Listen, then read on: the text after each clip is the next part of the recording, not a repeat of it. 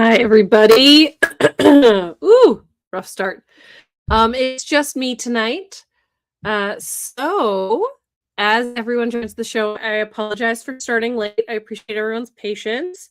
I had a lot of things to figure out all last minute. But if you could tell me, aside from the frog in my throat, how my sound is, because you can be here to tell me how everything is. No, this is not Tron. I am on the holodeck. The holodeck has broken down. Alrighty. I'm looking for anybody to tell me how my sound is so I can get things started. I am going to be one-man banding it tonight, so we'll see how this all goes. Great. I'm a little loud. I can't help that. I don't have control over that, unfortunately. You'll have to turn your computer down. Apologies. Let me see. I have to make sure I have all of my various things. Okay. I'm crunchy. That's not good. I think I'm on the right mic. What does crunchy mean? Are you referring to the frog in my throat, or are you referring to the tech? Because I have one mic. That's all I got. There is distortion. Uh-oh. All right. Let me hold on one second.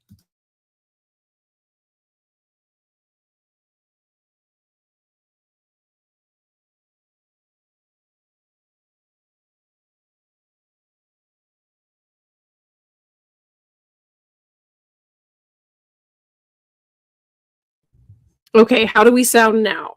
Is this better? I wonder if it is my internet.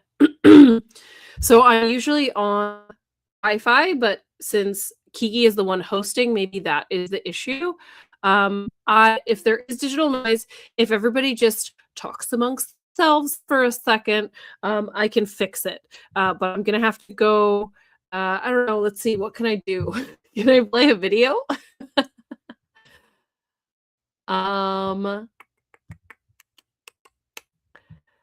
I don't know if I can play video. Oh, I guess I could do this. I'm gonna play another 30-second intermission and I'm gonna plug myself in. Give me 1 second.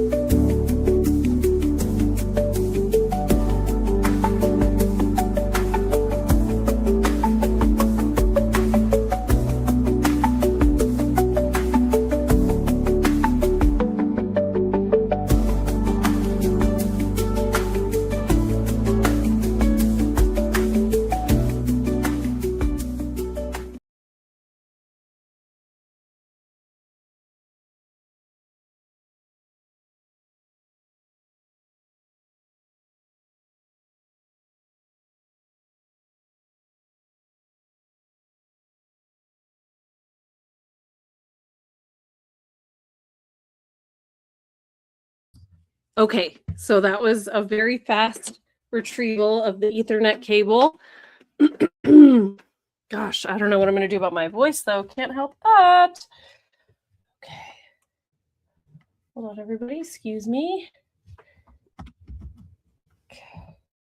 All right, I am plugged. Let's check it out. Switching to Ethernet.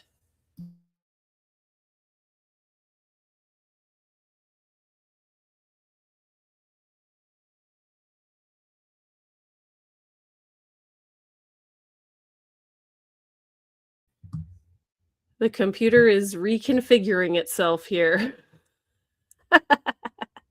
Okay, how do things sound now? Are they better? Is it improved? Is it the exact same?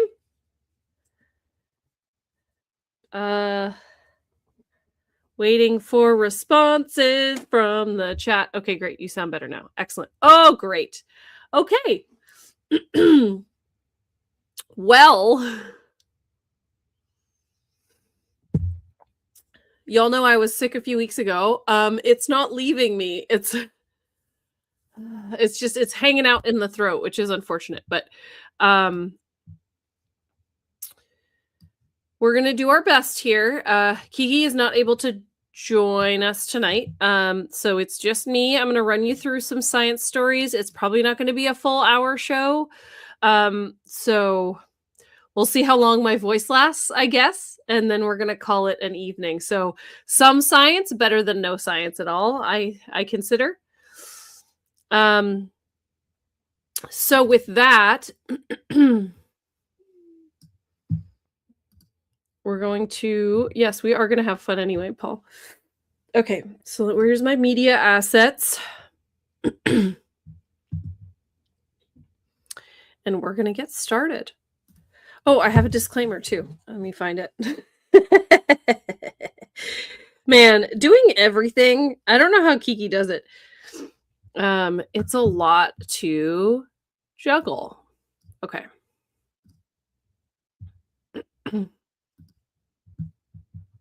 Oh yeah, so if you're new to this room, I'm shocked you're still here and you sat through all that. But if you're new to watching us live or to the show in general, the live show is kind of, blemishes intact. The YouTube feed also is just kind of like raw. And then the polished feed is what goes out in our podcast various methods. So like Apple, Spotify, I always want to say like Spreaker. That's not even a thing anymore. But all of the audio only, that's going to be edited. It will miss all of this floundering that I did before we started. So we are going to get started into the actual show now. So again, I appreciate everybody's help getting my sound situated, letting me know so I could fix it. And here we go into This Week in Science. This is TWIS, This Week in Science, episode number 1047, recorded on Wednesday, February 11th, 2026. Let's pretend with some science. I'm Blair Basderich, and today we're going to fill your head with YouTube, sea lions, and pretend play. But first, disclaimer, disclaimer, disclaimer. When is a show not a show? And when is a podcast not a podcast? When is TWIS not TWIS? And when is science not science? One thing's for sure, even though it's just me tonight, there's still a show, a podcast, where we will discuss science. And I look forward to doing that with all of you on This Week in Science, coming up next. I've got the kind of mind that can't get enough. I want to learn everything. I want to fill it all up with new discoveries that happen every day of the week. There's only one place to go to find the knowledge I seek. I want to know what's happening. What's happening? What's happening this week in science? What's happening? What's happening? What's happening this week in science?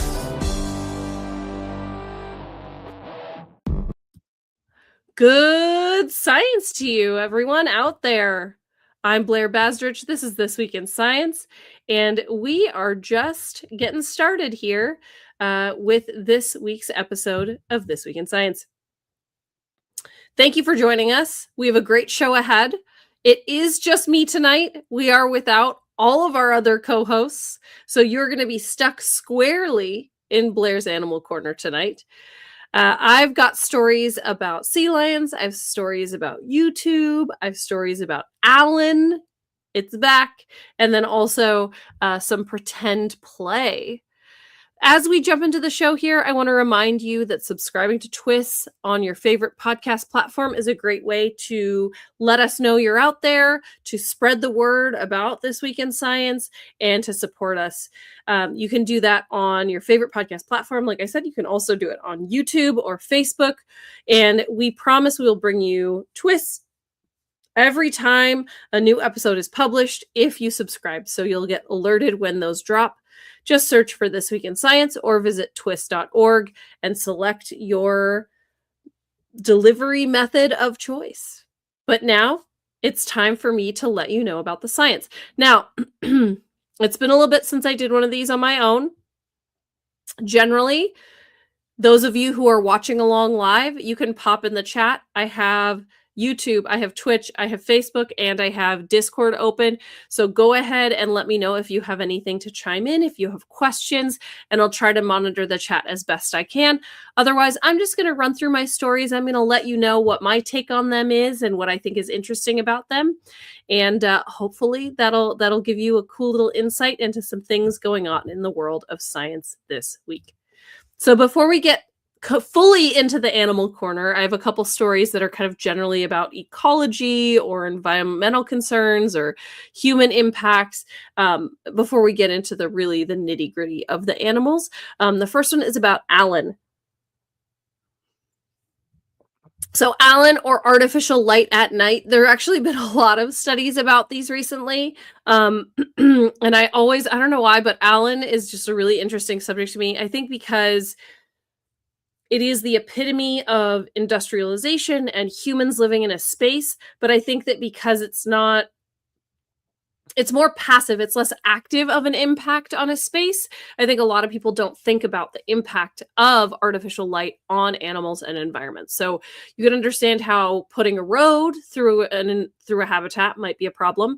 You could understand how removing food sources by overhunting or weeding or whatever it is could impact an animal. You could even understand potentially how noise pollution could impact animals, like especially singing birds, for example.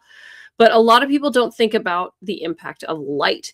And so artificial light at night, or ALAN, has an impact on animals in a big way because it impacts their circadian rhythms. They're expecting it to be dark.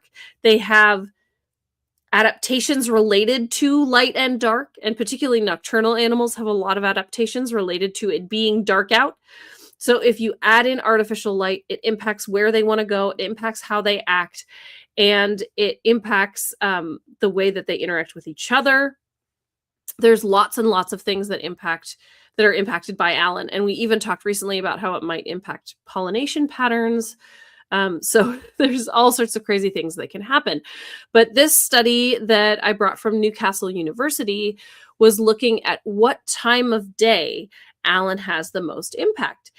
And historically, mitigation strategies or ways that people would try to reduce the impact of ALAN on animals and ecosystems would be to dim lights after midnight or switching off lamps during low traffic hours.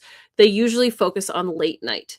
So there's a couple of reasons for that. One being that the assumption is if it's impacting nocturnal animals, the time when that impact is going to be greatest is at their peak awake time, right?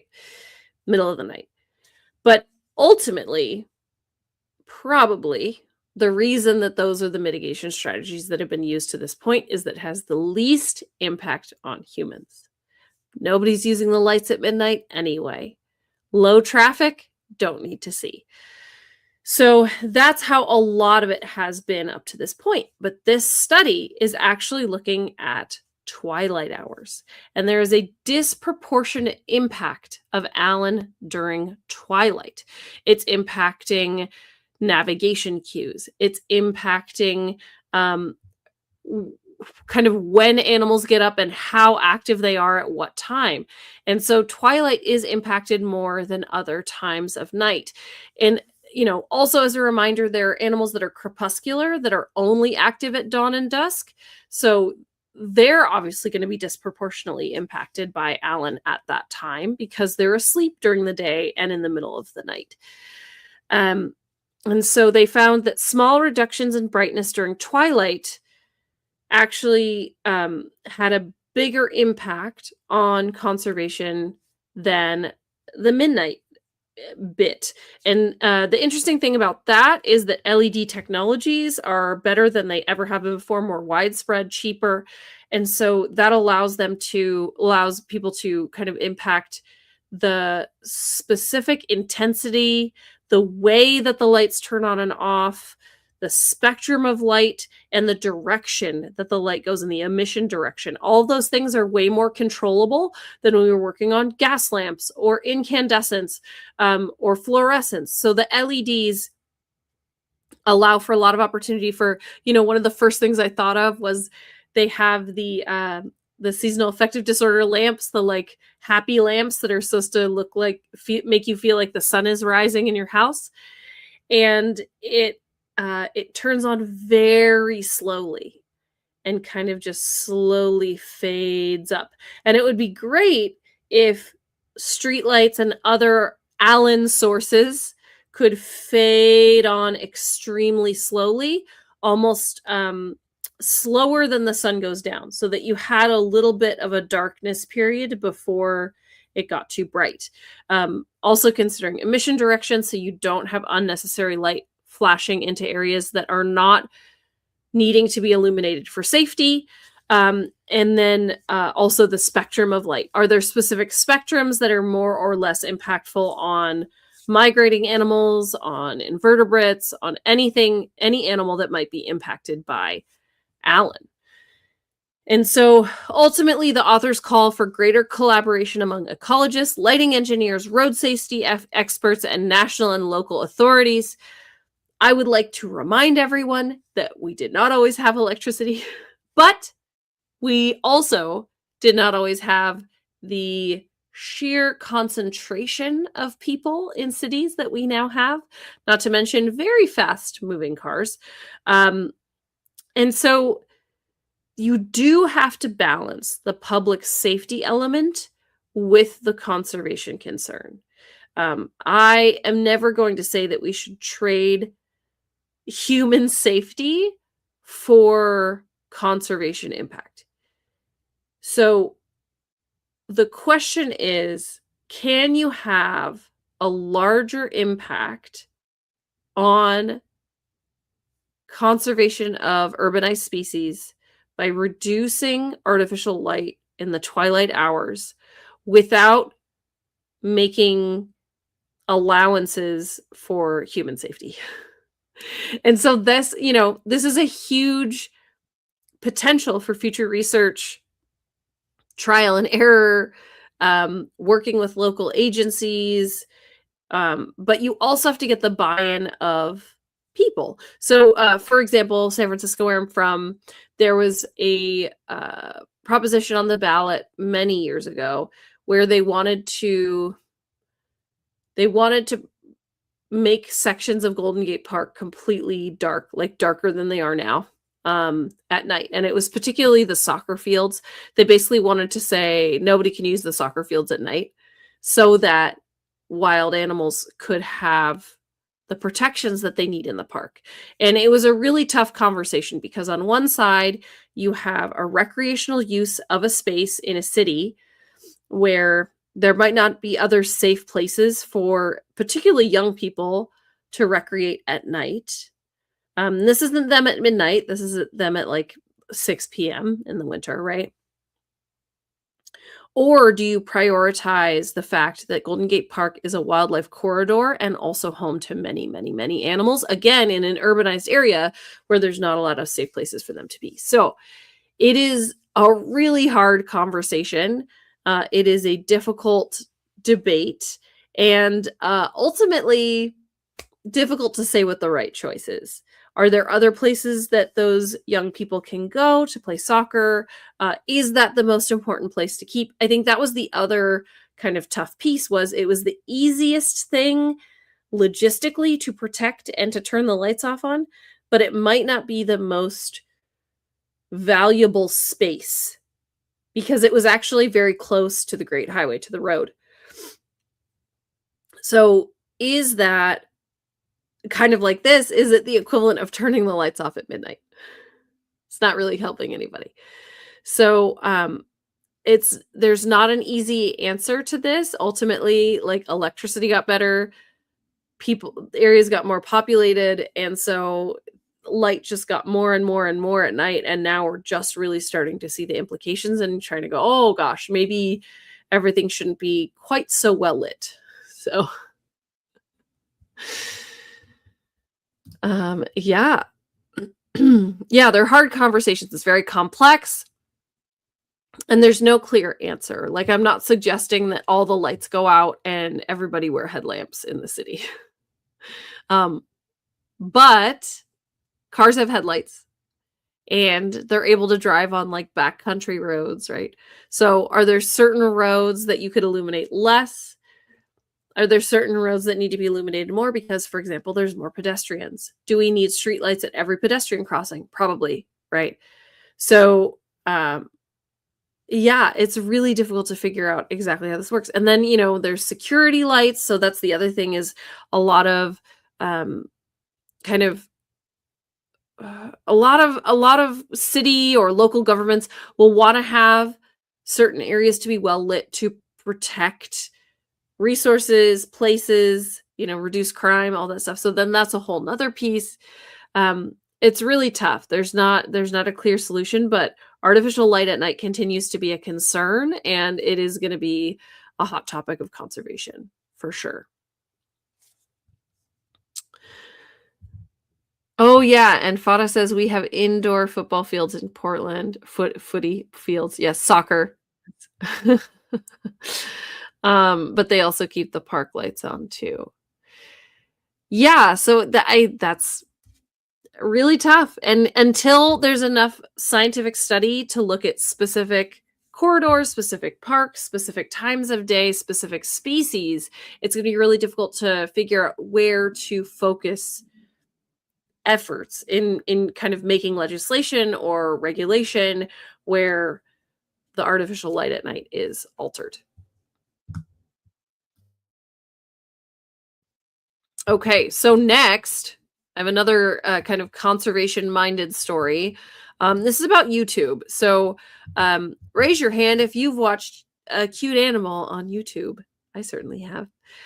I can see through the internet. A bunch of you are raising your hands. So YouTube is a fun place to go for animal videos.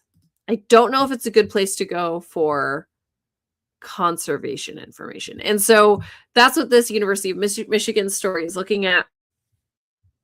Specifically, they wanted to look at YouTube comments and saw many of them were focused on conservation efforts. So it's not even the YouTube content. How conservation minded was it? It was how conservation minded were the individual videos.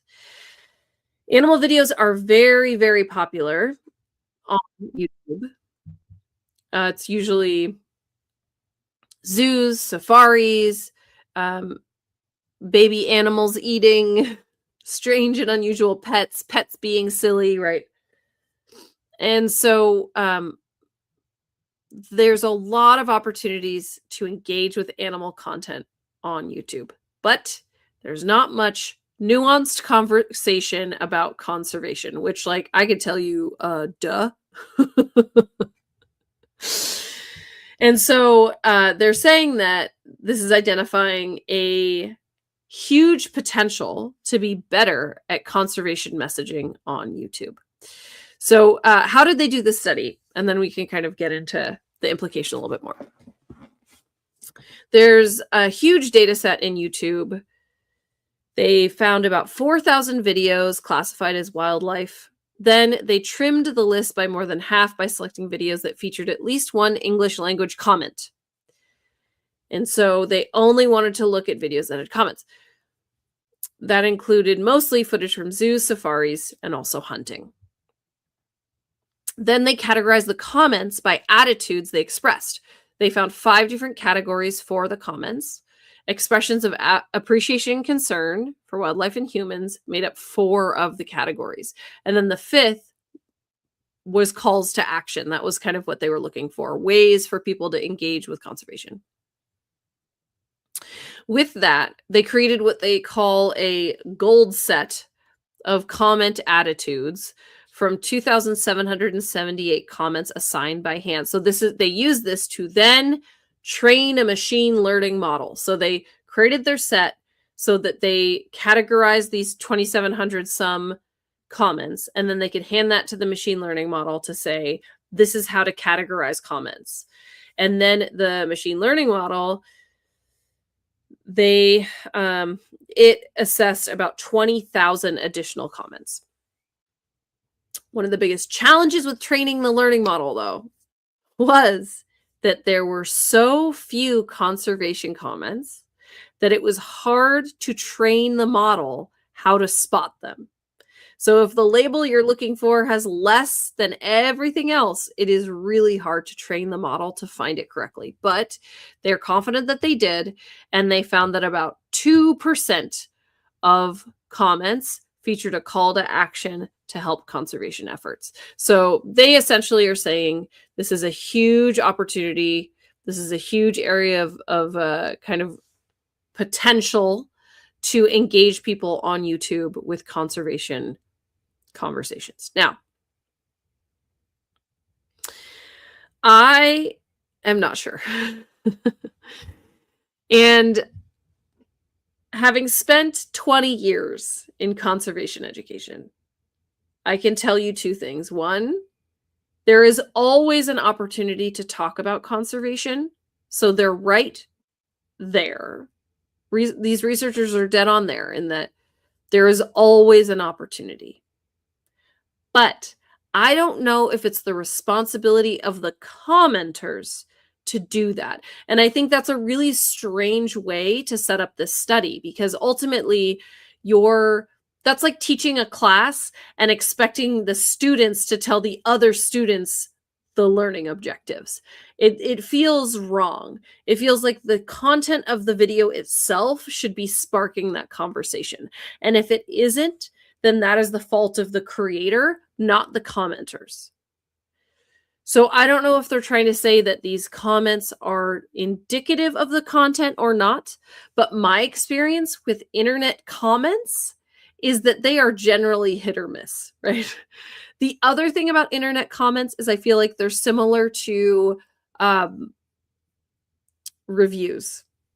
You get really good and you get really bad. You don't get a lot in between. I will say, except for live comments, because you are here all chatting with me right now. That's a little bit different.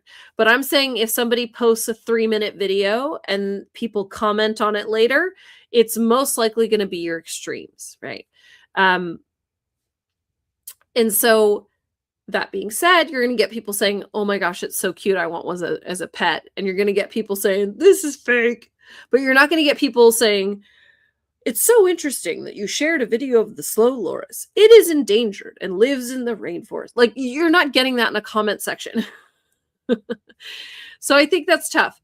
I also think that not every media outlet can do everything. And I think that's a huge failing when people are figuring out how to communicate with people over the internet. There are different platforms for a reason. The content on TikTok is different from the content on Instagram, is different from the content on YouTube, is different from the content in a long form streaming show. And so all of that to say, they have different objectives and they have different success criteria. And with YouTube videos, I'm not convinced that the number one objective of a wildlife video on YouTube is going to be to spark conservation conversation. I think ultimately TikTok, Instagram, just social media in general, including YouTube, their main goal is to spark curiosity. And if they're doing that, they're encouraging people to learn more. They're encouraging people to tune into that David Attenborough Planet Earth hour special about the rainforest, where they're going to get that really heavy-duty information. And so I think that to say there's only 2% of comments that are about conservation is misleading, because you don't know who in those comments learned about an animal they didn't know about before, that's kind of inspired them to go on to do something else, to learn something else, to go to a zoo and talk to a volunteer, a staff member there. So you're not really seeing the whole story, because, you know, I've said this before on the show and I will say it again, like, learning is a spectrum. and you don't know where people are on that spectrum, people who are receptive to conservation information might not be searching for cute videos on YouTube. They might be looking elsewhere. But people who are looking for cute animal videos on YouTube might know nothing about those animals. They might learn what a marsupial is, that a marsupial has a pouch. They might learn that sloths have moss growing on their fur. They might learn that most lizards can lose their tail and grow them back, right? Like, so you don't know where they are on that learning spectrum, and so you can't see the rest of their journey. And so when I worked at the aquarium and at the zoo, I would tell my staff who are educators all the time, because you don't know where they are on that spectrum, you gave them something that day. And you might have taught them that giraffes don't lay eggs, which is something that we talked about all the time with guests, because we would have ostrich eggs on display in front of the giraffe barn, and people put 2 and 2 together and thought that giraffes laid eggs. And they would go up and they would say, "Oh my goodness, is that a giraffe egg?" You would go, "Oh, well, actually, giraffes are mammals, ostriches are birds, ostriches lay hard eggs, giraffes have live young. Did you know that when a giraffe gives birth, they're 6 feet tall and they drop down to the ground, and that initial impact on the ground helps shock their lungs into taking their first breath, and da da da da da da," right? So that time they learned that giraffes don't lay eggs. The next time they might learn that the giraffes live in the African savanna. The next time they might learn that giraffes are endangered. And then the next time they might learn what they can do to help giraffes, right? So like, you're not there for every single conversation that they have, but you might have helped them along their path. And so I'm just trying to say that all these people engaging with this YouTube content, you don't know where they went on to the next day and what they engaged with the next day and what they found out the next day, and all that kind of stuff. And I just generally, it has not been my experience that people are commenting on YouTube videos with conservation goals. I just haven't seen it. And I don't think that doesn't mean they're not talking about it. Like, you don't know if they go at the dinner table that night and say, "I saw this really cool video. Did you know that giraffes live in the African savanna, and there's all these different kinds of giraffes, and you can tell by their different marking," right? So like, I just think it's a very interesting snapshot. And I see you, Fada. I see that you're saying, "Isn't this what you do, Blair, every week on YouTube, Twitch, and all the other TWIS social media? You start discussions about interesting animal science facts." Yes. What percentage of social media do you think my account is? Do you think it's representative of more than 2%? Probably not, right? And that's my point, is that somebody might find me as their very first touch point to animals. If you did, welcome. I can't wait to share everything with you. But I think it's much more likely that they saw the baby tiger on Good Morning America, or they saw the video of somebody bottle feeding an elephant, and then they started looking for other things and they stumbled across kind of that heavier content. So I think that I just want to call attention to the fact that I don't think this is a failing. I think that the way that people engage with media on the internet is different. It's not a conversation exactly. It's a one-way conversation. You put a comment in there, someone might comment on it to you today, tomorrow, next year, but you're not in a room talking together, learning together, right? It is different. And so I'm just saying that I believe you can get something beneficial out of a YouTube video without overtly stating, "I heard that if you buy a hybrid car, you could reduce carbon emissions, which are going to reduce impacts on oceans, which will make sea lions have a better time foraging for food," right? So like, I don't expect to see that on the internet. That doesn't mean it's not happening, is ultimately my point. And so also, if somebody scrubbed through these comments, would they think they're conservation comments? How does this machine learning model do that? Are they commenting on conservation language in the video? Does that count as a conservation comment or not? So I just think that there needs to be a realistic expectation about how people engage with internet content. And instead of saying that we need to be including more conservation messaging or we need to encourage more conservation content in the comments, use the tool as it exists to your advantage. Use the cute animal video to push traffic to a website that will teach them about something, or to a long form streaming show that will teach them about something, right? So like, I just think that there's an unrealistic expectation. But that being said, if any of you are watching animal videos and you want to post some comments about what people can do to save them, have at it. Apparently we could use more of it. So there you go. That's my, not even 2 cents, $2 at this point. All right. Well, with that, I think we're going to move into the animal corner proper. We were adjacent, but now I have 2 stories about animals and some science related to their behavior. So without further ado, it's time for Blair's Animal Corner.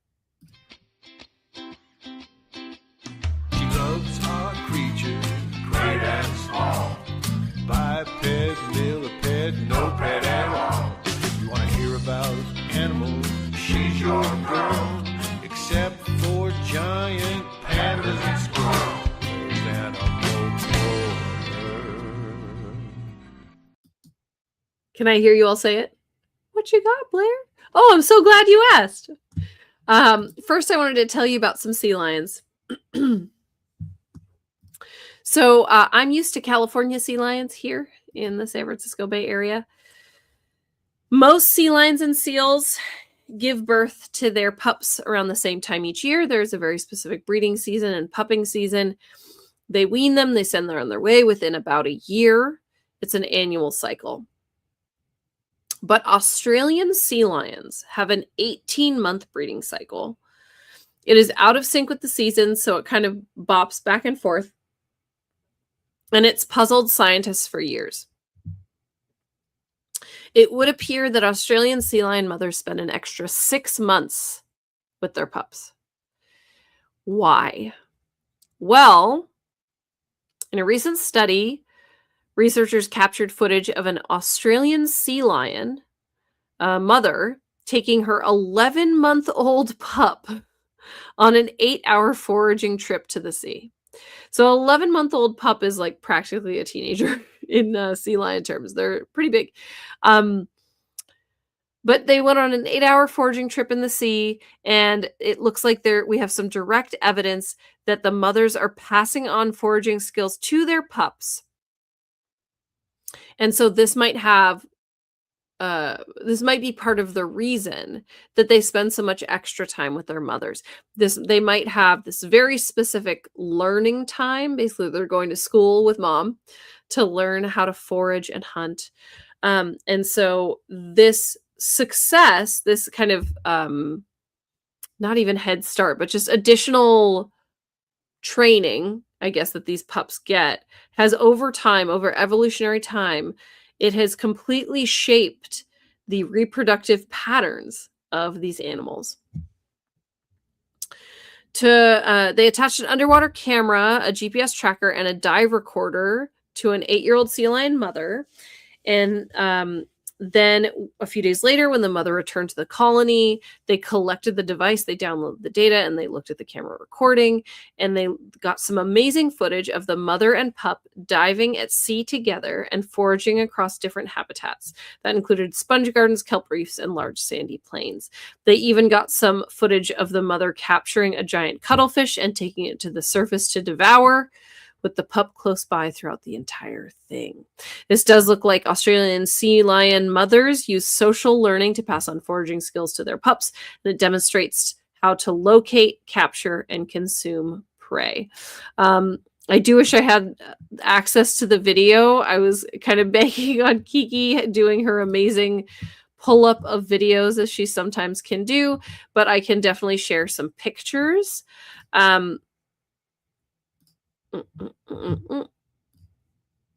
Here we go.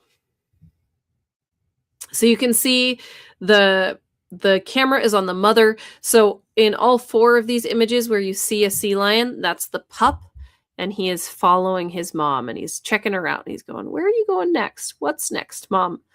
And so he's staying pretty close, and he was able to see the whole process of hunting for food. It's pretty cool. There's all sorts of funny comments about how this is the first time we've seen XYZ. I mean, there's lots of mothers and fathers and grandmothers in the animal kingdom that do a lot of kind of social learning, that demonstrate things to their babies. And this is just the latest one. I think it's pretty cool, especially thinking about how a mother might signal to her pup underwater how to, stay with me, don't go over there, watch this. I think it's fascinating. Other animals that we've even talked about on the show that do similar behavior, bottlenose dolphins, they're actually the ones that show their calves how to use sponges. I don't know if any of you remember that we found out there was kind of a cultural difference between different subsects of dolphins. Some were sponge users and some weren't. Well, the sponge users were learning it from their mothers. Orcas and sea otters inherit dietary preference from their mothers, most likely because they watched them eat and forage or hunt. And so in this particular instance, the researchers believe that this particular social learning behavior of this extra 6 months of learning time is critical to their raising their young, and that it really is a make or break for survival for these guys. So sea lions, their social learning is a really important part of their development.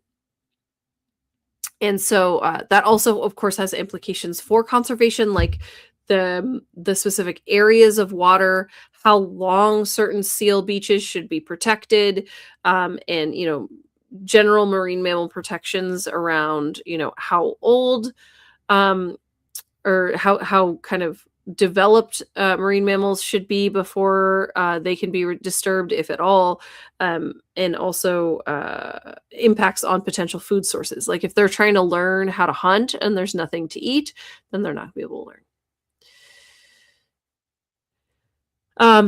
So most animal parents do not teach their young skills. The word most is really difficult, but I would say yeah.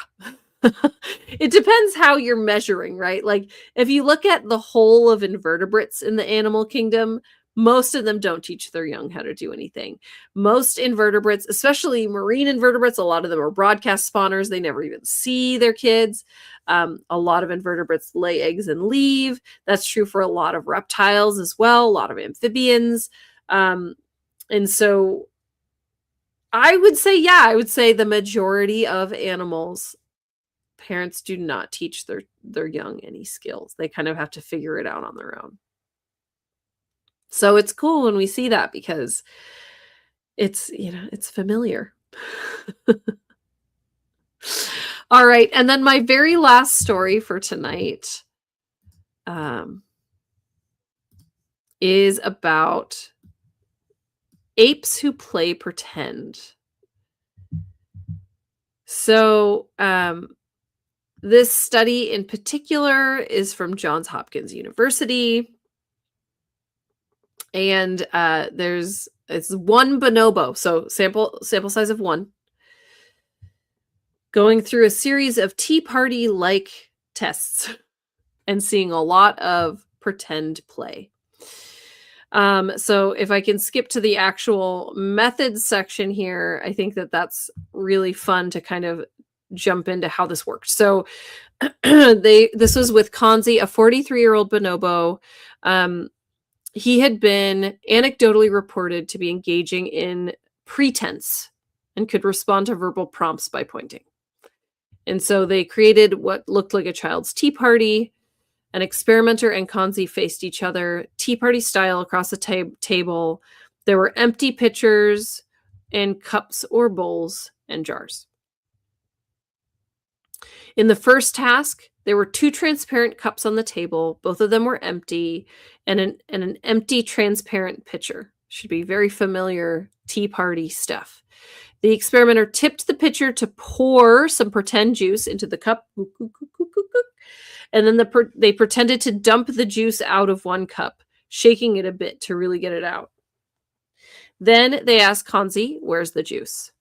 And he pointed to the correct cup that still, quote unquote, contained juice most of the time, even when the experimenter changed the location of the cup.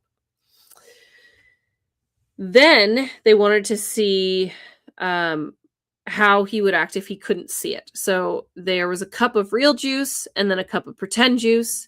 When Kanzi was asked what he wanted, he pointed towards the real juice. So he seemed to understand.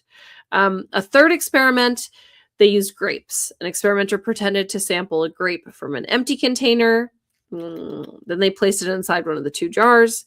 They pretended to empty one of the containers and asked Kanzi, "Where's the grape?"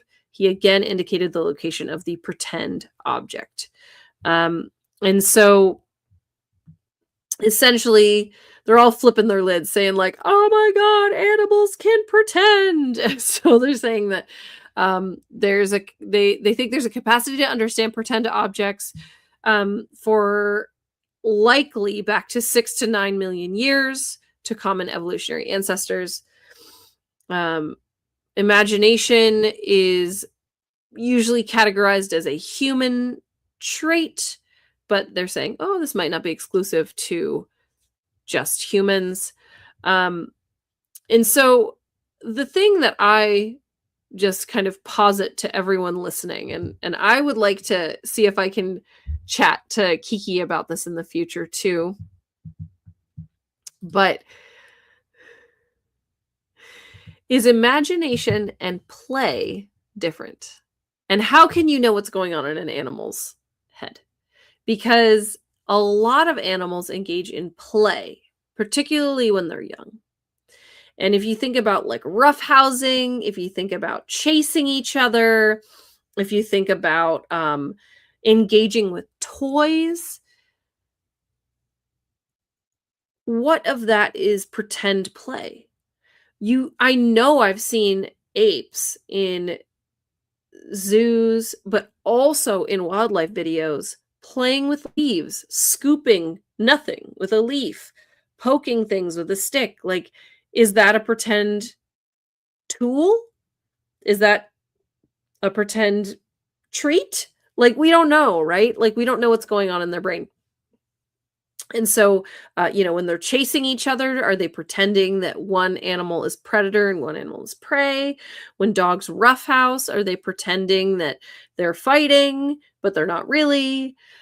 When I play tug of war with my dog, are they pretending that we're fighting over a kill, right? Like, I don't know. And I don't have an answer to that. But I think that once again, this is an issue with perspective taking. And because apes can interact with human objects that have human significance, and they can interact it in the way that we interact with it, we can look at it and go, they are pretending, because that bonobo wanted to drink out of a pretend cup with pretend water in it, right?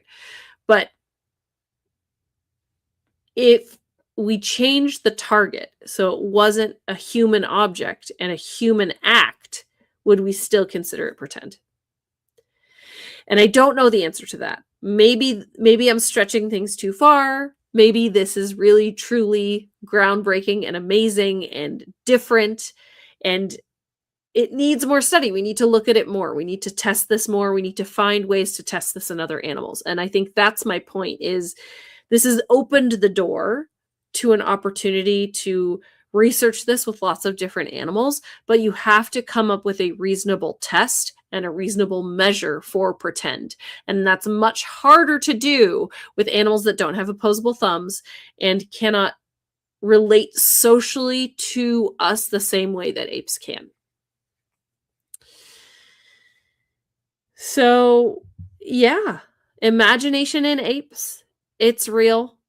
I would not be surprised if imagination in other animals is real. I mean, we know that animals dream, for example. Like, my dog chases things in her sleep and makes cute little sounds and moves her legs. She also will sometimes lick the air in her sleep, like she's eating something. So if they can dream, I don't think it's a huge leap to pretend. So I would love to learn more about this. I would love to hear more research. I would love to find a test design that somebody's figured out where they can test this in other animals that aren't apes. But also just more apes would be good. This is, again, a sample size of one. This is a single ape. So a single bonobo. Let's see if we can find some more bonobos, some chimps, some gorillas, heck, maybe some siamangs. And then we can expand it past that. Wouldn't that be nice? All right. Well, that's all the science that I brought tonight. I'm checking the comments to see if anyone has any questions or comments about this story, but I'm just seeing a lot of emojis, which is good. You're all finding it interesting. I love that. Well, with that, that is all of the science I brought tonight. My voice is hanging on, so I think we will leave it there. My final comments. I had a great time talking to you about all this stuff today. I do miss Kiki. I look forward to seeing her next week. We miss Justin, of course. He's a hardworking man out there. Hopefully he'll be able to join us again sometime soon. And so with all that, I appreciate all of you engaging with me tonight and hopefully laughing, learning, and I hope that you enjoyed it. Shout outs to Fada for his help with social media and show notes, Gord for manning our chat room, Identity4 for recording the show, Rachel for all of the editing and other assistance that you give us, and I'd also like to thank our Patreon sponsors for their generous support. As always, I do not have the login to our Patreon account, so I cannot read the names. But this is where you can pretend that I'm reading your names. It's you, and you, and you, and you. Thank you for your support. If you're interested in supporting us on Patreon and getting your name read when Kiki's back, you can find that information at patreon.com/thisweekinscience, or you can go to TWIS.org and click on the Patreon link. On next week's show, we will be back live at 8 p.m. Pacific time, and on Wednesday, and Kiki should be back as well. We hope that you will join us on Twitch, YouTube, Facebook, anywhere in between. If you want to listen to us as a podcast, perhaps while you set up the tea party that you're going to have with your favorite pretender, just search for This Week in Science wherever podcasts are found. If you enjoyed the show, get your friends to subscribe as well. For more information on anything you've heard here today, show notes and links to our stories will be available on our website. That's at www.twis.org. Was that the right number of W's? You guys know. It's 2026. You know how many W's are on the internet. And you can also sign up for a newsletter that will probably come out at some point. We love your feedback. If there's a topic you would like us to cover or address, or a suggestion for an interview, let us know on one of our social media accounts, or better yet, send us an email. Just be sure to put TWIS, TWIS in the subject line, or your email will be spam filtered into a cuttlefish that is eaten by a sea lion. We look forward to discussing science with you again next week. And if you've learned anything from the show, remember, it's all in your head.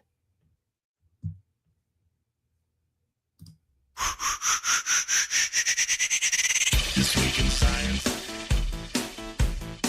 This Week in Science. This Week in Science. This Week in Science, it's the end of the world. So I'm setting up shop, got my banner unfurled. It says the scientist is in, I'm gonna sell my advice. Show them how to stop the robots with a simple device. I'll reverse global warming with a wave of my hand. And all it'll cost you is a couple of grand. 'Cause this week's science is coming your way. So everybody listen to what I say. I use the scientific method for all that it's worth. And I'll broadcast my opinion all over the earth. 'Cause it's This Week in Science. This week in science, science. This week in science, this week in science. This week in science, science. I've got one disclaimer and it shouldn't be. Oh man, I tried to fade that out and it didn't work at all. I don't know how Kiki does.